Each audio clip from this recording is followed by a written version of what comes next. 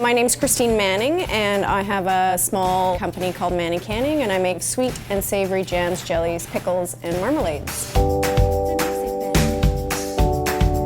What I'm trying to do is get people to realize that preserved foods actually can taste like the actual food straight from the garden. So raspberry jam doesn't need to taste like sugar, it can taste like raspberries. What a lot of people who are buying my products, what they don't realize is that even though I'm small, everything I make has to be made in a commercially certified kitchen. So we're not allowed to make anything out of our home. It's to make sure that everything that's being made is in a clean space that the government has inspected and ensured that it's safe.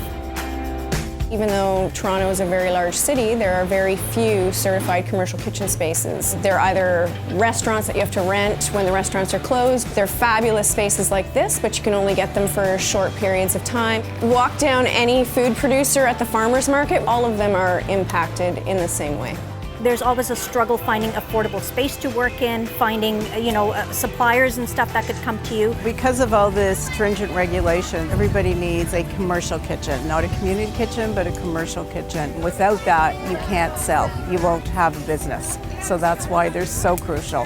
We at the market like to help new entrepreneurs start, and we find that that's the biggest challenge for them is the cost that they have to output for commercial kitchen space. Having access to commercial kitchens, without it we won't have our small food producers and that economy won't grow.